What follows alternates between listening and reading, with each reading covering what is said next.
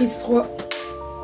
L'esclavage transatlantique, c'est-à-dire celui qui a commencé au début du XVe siècle et qui s'est terminé au début du XXe siècle et qui a lié l'Europe, l'Afrique et les Amériques, à trois choses qui sont différentes de l'esclavage classique. L'esclavage classique, il n'était pas organisé.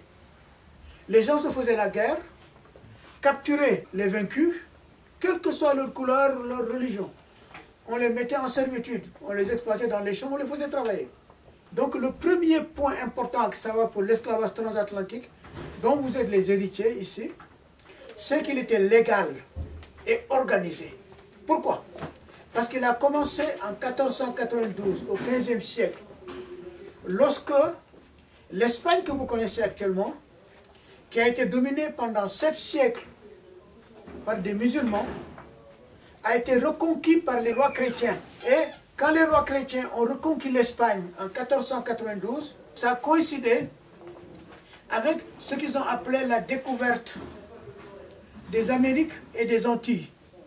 L'idée a commencé à germer ici de quelques voyageurs qui rentraient, qui disaient « il y a là-bas des terres, de l'or, des épices, beaucoup de choses, de richesses ». Et là, les rois chrétiens, les rois d'Europe, de France, d'Allemagne, de tout ça, ont décidé on va envoyer des gens pour aller voir quelles sont ces richesses et amener ça chez nous ici.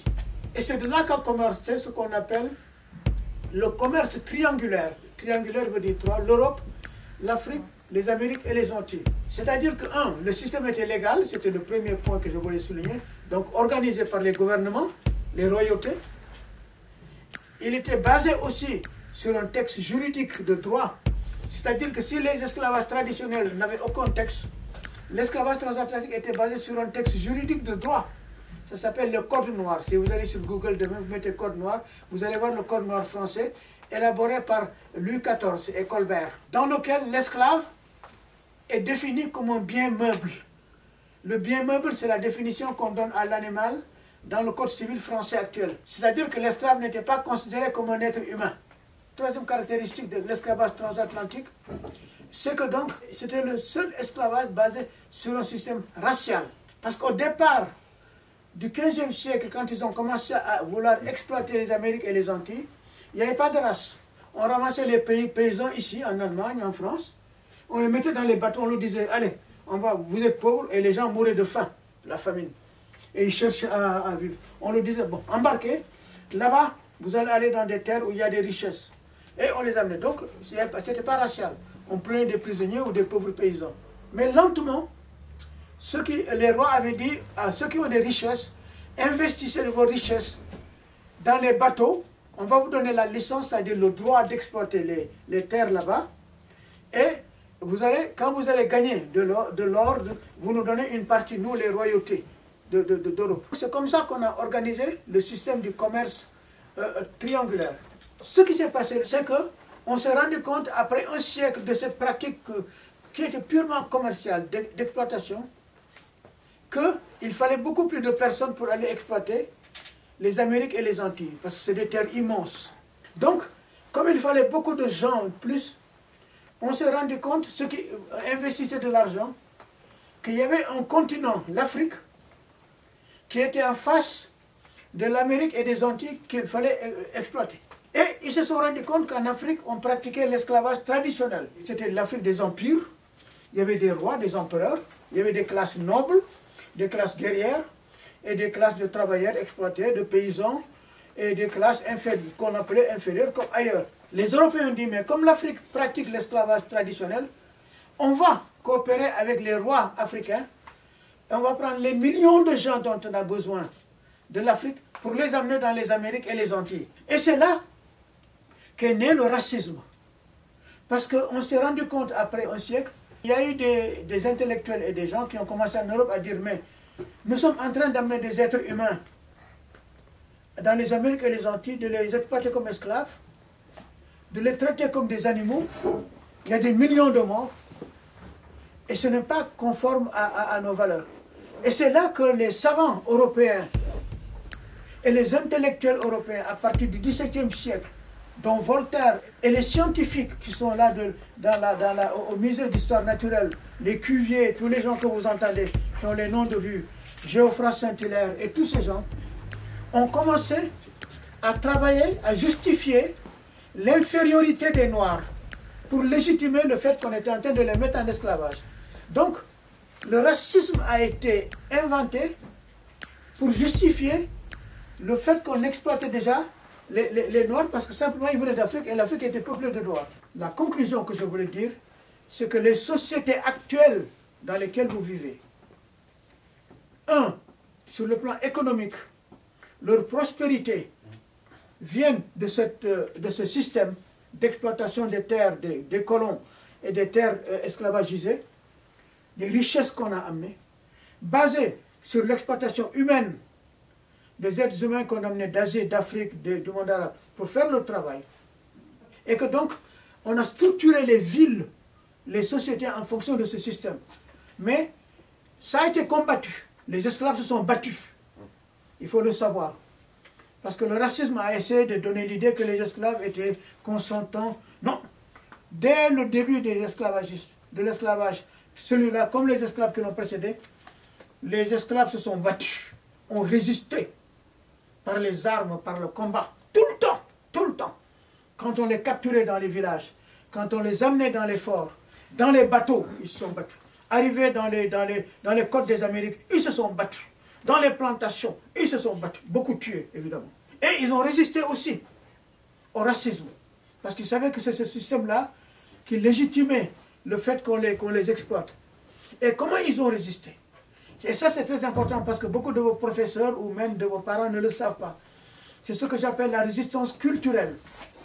C'est-à-dire que les esclaves qu'on était en train d'exploiter dans les Amériques et des Antilles, par millions, se sont rendus compte que les Blancs qui les exploitaient ne les voyaient pas comme êtres humains, qu'ils les voyaient comme outils de travail. Et donc, le racisme a aveuglé les colons. Et c'est là que les esclaves africains, pour nous prendre comme exemple, on dit, bon, comme le blanc nous méprise nos cultures, nos traditions, nos valeurs, on va se réfugier dans nos valeurs, dans nos dieux, dans nos rituels, toutes les croyances qu'ils avaient déjà en Afrique. Ils les ont cultivées. À cette époque-là, ce qui a donné la force à l'esclavagisme et à la colonisation, c'est que l'Église chrétienne, le Vatican, qui était la grande force politique de l'Europe pendant des siècles, n'était pas contre l'esclavage. Le Vatican et les papes demandaient qu'on évangélise les esclaves, c'est-à-dire qu'on en fasse de bons chrétiens. Et on demandait aux esclaves d'obéir au maître comme vertu chrétienne. Et ils iraient au paradis dans une autre ville, mais ici, ils devaient obéir au maître. Mais qu'est-ce qu'ils ont fait? La résistance culturelle pendant des siècles. Magnifique, prodigieuse. Ils ont dit, on va transformer le Christ et la Vierge Marie, qui sont les deux figures du christianisme, on va les transformer en nos dieux, en nos orishas, sans le dire au maître. Le maître ne le saurait pas. Et donc, ils ont intégré le Christ et la Vierge Marie dans leur rituel. Tout simplement, naturellement, silencieusement. C'est pour ça que si vous allez dans les Amériques et les Antilles, au Brésil, à Cuba, ailleurs, vous avez au Brésil le candomblé. C'est la religion de tout le monde. C'est un mélange de christianisme et de religions africaines. Vous avez la santeria à Cuba.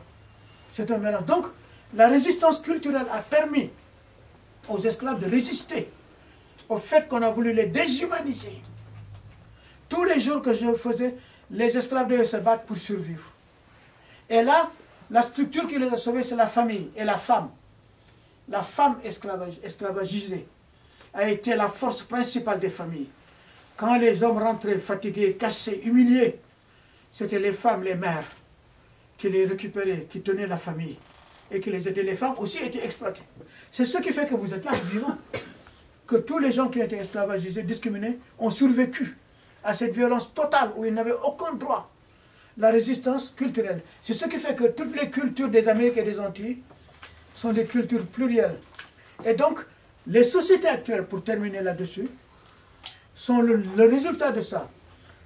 Basées sur des populations qu'on a amenées de force, discriminées, rejetées, séparées, mais qui ont développé une culture de résistance à la fois militaire, ils sont battus par les armes, mais également culturellement, intellectuellement, physiquement. Et les héritiers de cette résistance culturelle, c'est Aimé Césaire, c'est Frantz Fanon, c'est tous les grands intellectuels africains, arabes et autres qui ont écrit pour analyser tout ça. Les sociétés occidentales sont en train d'accoucher de nouvelles identités plurielles. Et tous les accouchements sont douloureux. Dans 10 ans, la France ne sera pas ce qu'elle est actuellement.